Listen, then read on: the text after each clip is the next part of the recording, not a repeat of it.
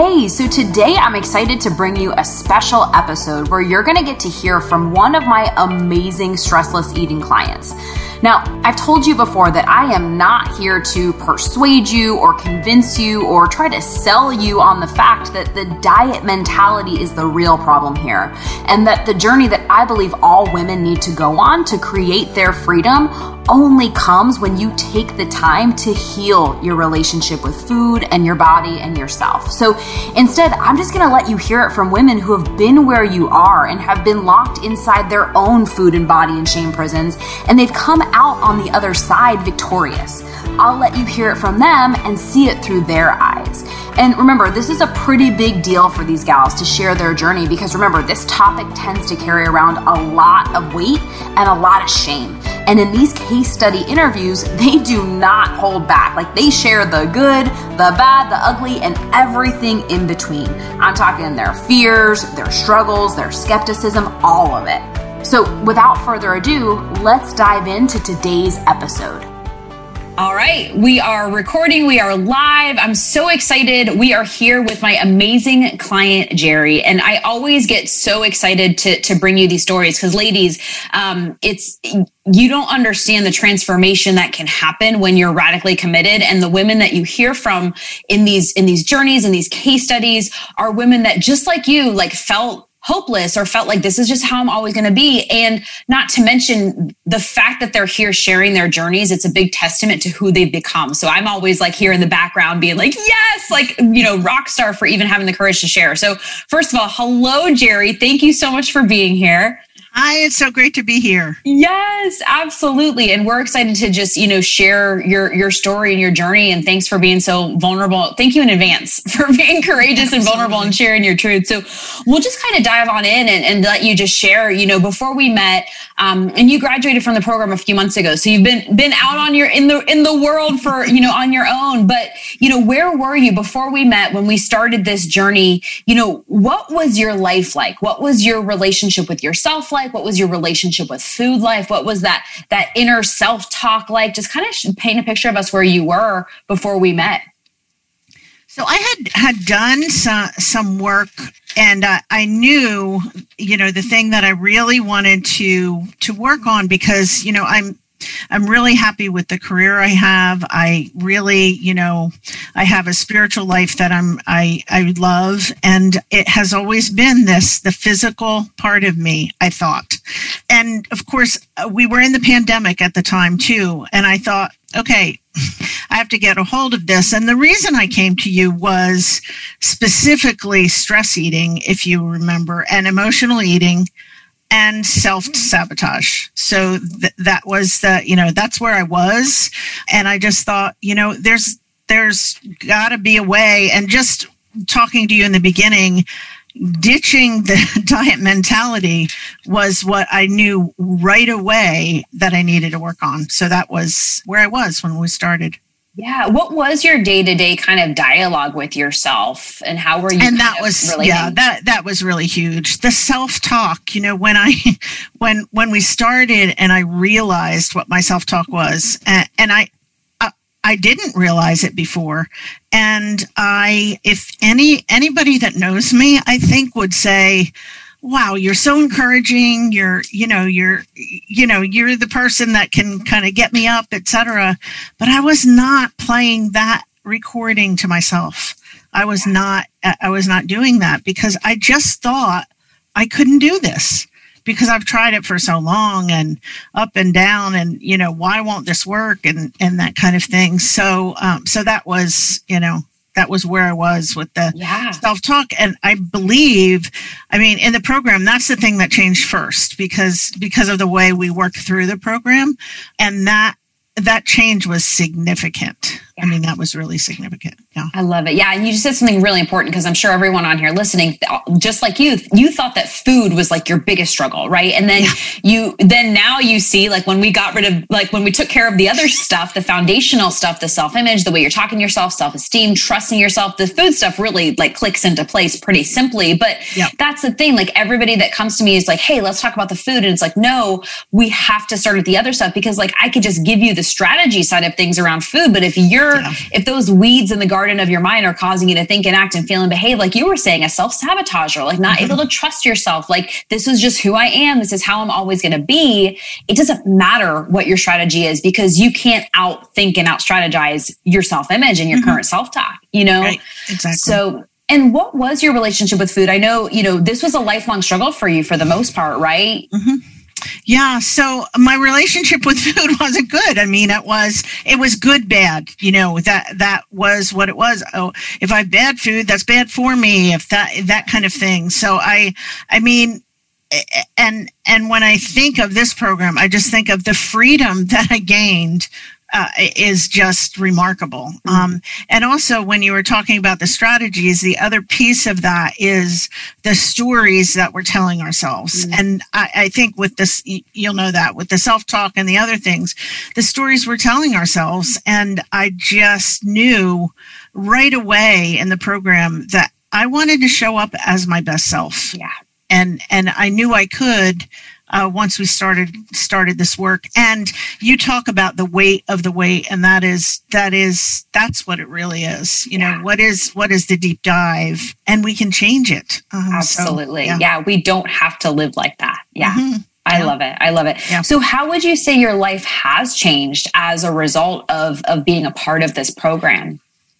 I think I really have ditched that diet mentality. We were talking before about one thing. I thought, what is wrong with me that I can't motivate myself, that I just don't have the willpower to do it, which were the things that I always heard. And that just I don't even think about that anymore. And just the stress eating piece, it wasn't a real thing. And the biggest thing for me, and I think I've said this to you over and over, I no longer soothe myself with food. It's not my comfort, and it's not my love. It's food is food. Yeah. So it's my fuel, and I learned how to be in touch with, am I really hungry? Am I full? Is this nourishing me? Those kinds of things. Yeah. That really, they drive me now. So absolutely. And how long, I know for me, like the relationship with food was like started from childhood. Like, how long had you been struggling with this emotional tie to food? I think a really long time. I mean, there were some pieces, I think mostly when I think of the actual physical weight, I think that was after I had my kids mostly. Yeah. But I struggled with it, for quite a while. But yeah, definitely since, and my kids are all grown up now. Yeah. So it's been decades here. And that's the thing. I wanted to just kind of mention that, because a lot of women think like, oh, this is how I've always been. I've been struggling with this for decades. You're telling me that in 12 weeks, I can, break a habit. It's not about breaking a habit. It's about completely rewiring and establishing a new thought process and how you make decisions, how you relate to yourself, how you relate to food. And again, we started with how you relate to yourself. Yes. Yeah. Yes, I love it. I love it. So how was this different than anything that you've tried before? I would say mostly because of the way we start off. We start off with really what is our, self-esteem? What is our, something that was new to me, self-endorsement? Like, that's really interesting. And I'm a word person, so I'm just like, but working through those things, and it is really worth it to do the deep work. And, you spent a lot of time with me because, again, like, I really care about the words that I'm choosing. Okay. And that made all the difference for me.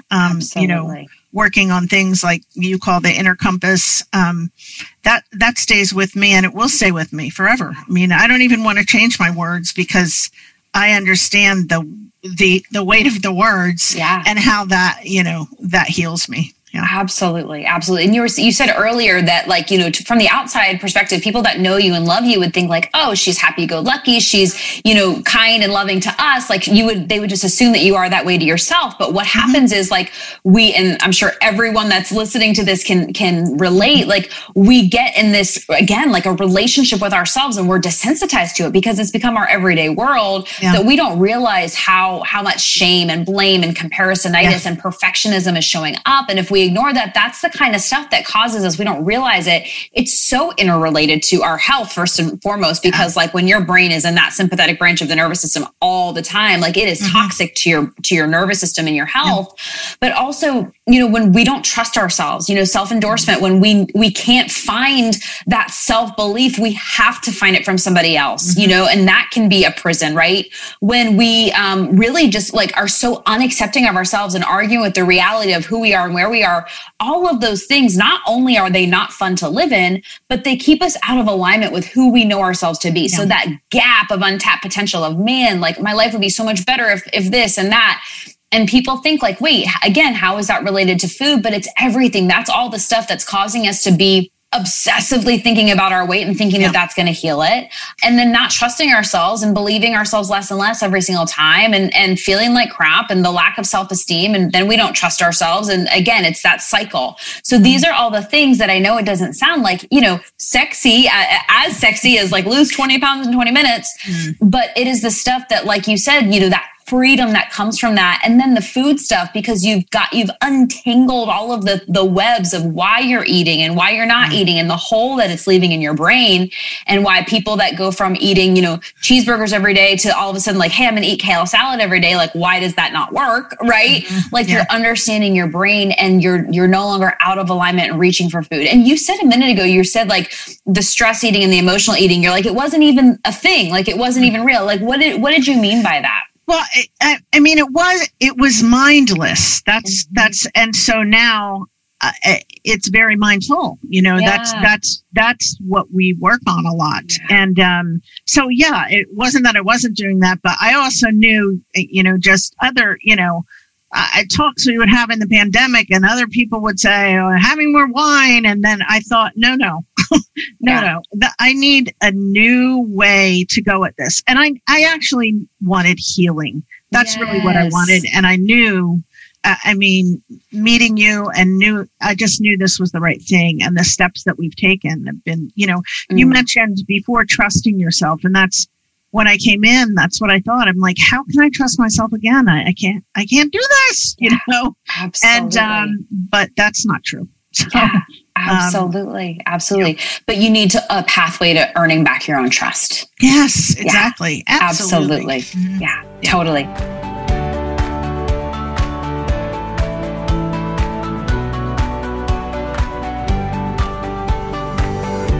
So why was this more successful than any other, programs or plans or diets that you've tried before? Like, why was this more successful for you?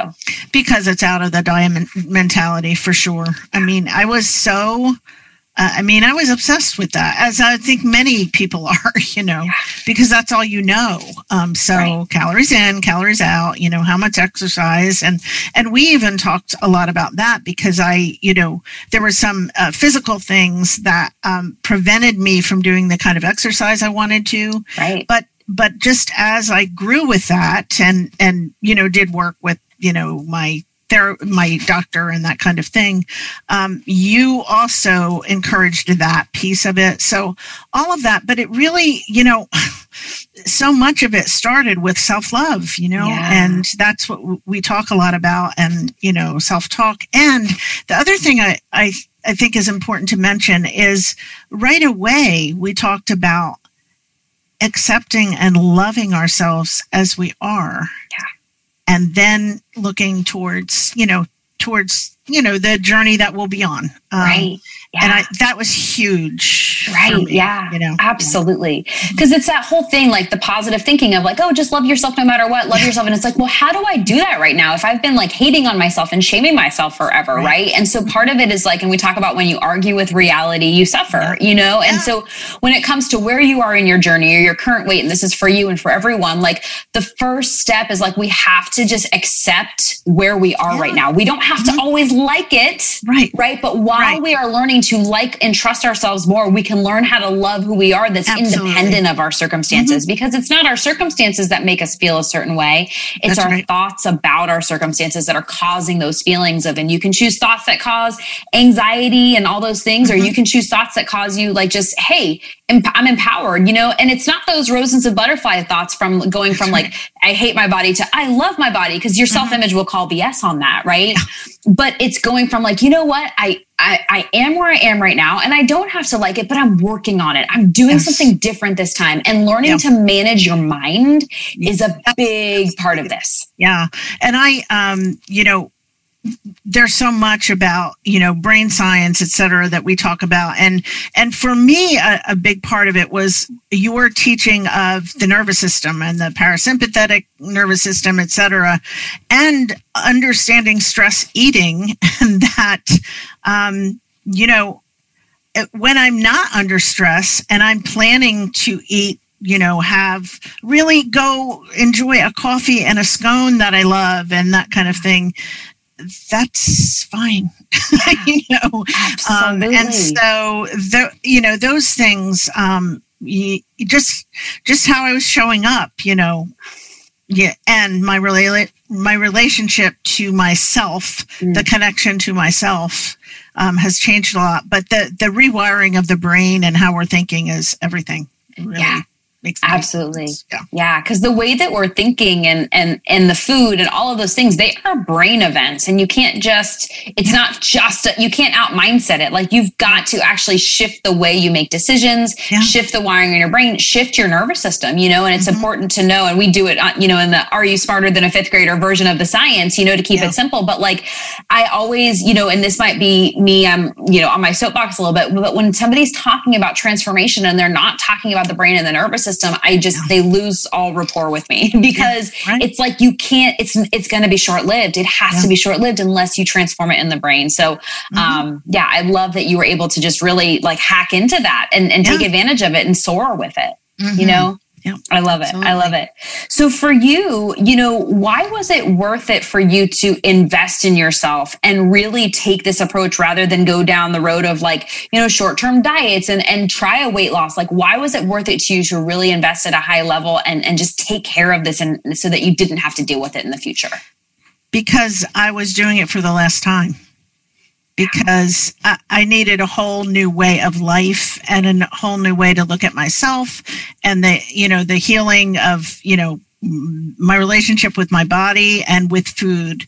And so that's what I needed to do. And I was, and you are such a great coach. The community that you have is just really amazing. I mean, the women in this community are just top notch, and they're the best. And to be able for us all to be vulnerable with each other, and you really set the tone for that. And that is, it's just, it exceeds all expectations. It's amazing.